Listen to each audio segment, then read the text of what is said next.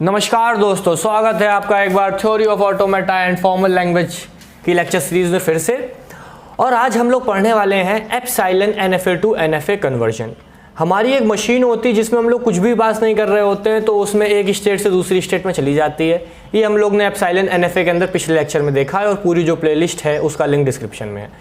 और जब machine NFA में होती है, जब एप्सिलॉन होता है तो हमें उसे नॉर्मल NFA में लाना है, मतलब कि हमें जो ये एप्सिलॉन है इसको ख़त्म करना है। तो एक मशीन जिसमें एप्सिलॉन है उससे ऐसी मशीन बनानी है जिसमें एप्सिलॉन नहीं है।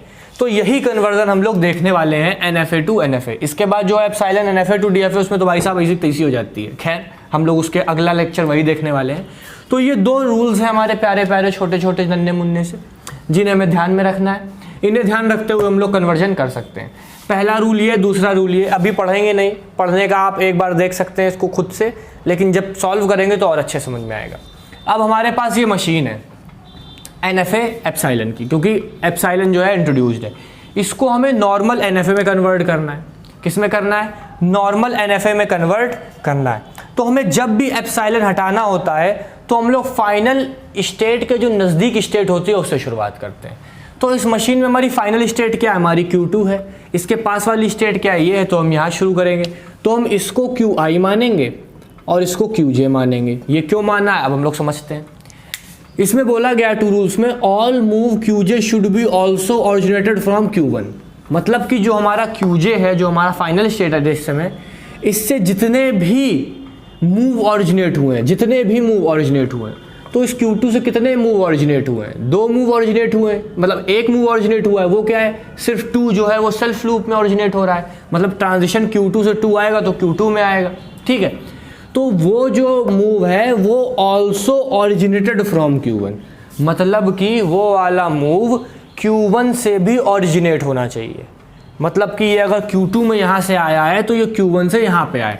नेक्स्ट स्टेप में आप ये समझ लीजिए कि ये Q0 और ये 0 तो ऐसे ही रहेगा, ये एप्सिलॉन ऐसे ही रहेगा, ये Q1 का 1 भी ऐसे ही रहेगा, बस ये Q2 का 2 भी ऐसे ही रहेगा।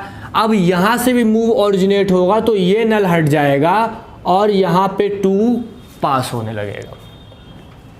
जो मूव QJ, मतलब हमारा इस समय जो QJ है वो Q2 उससे ऑरिजिनेट हो रहा है, वो मूव Q1 से भी हो रहा होना चाहिए।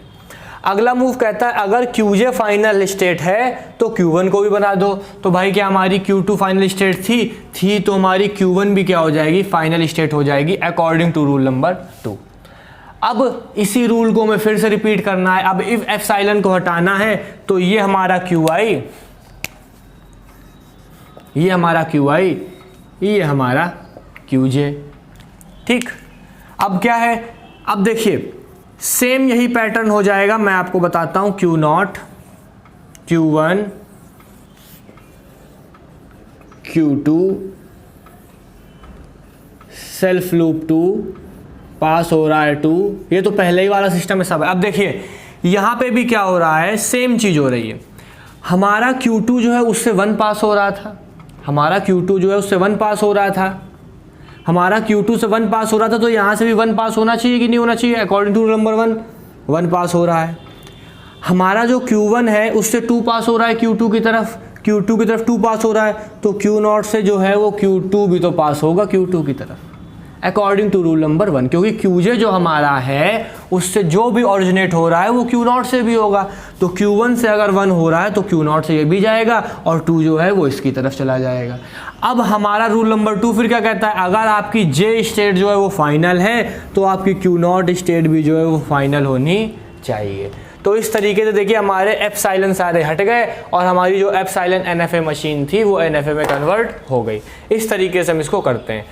और आगे हम लोग देखेंगे epsilon NFA to DFA conversion, जो बहुत ज़्यादा इंपॉर्टेंट है, बहुत हार्ड टॉपिक है। उसको मैंने बहुत इजी में बनाया एक्सप्लेन करने के लिए आपको, मैं उसको देखूंगा।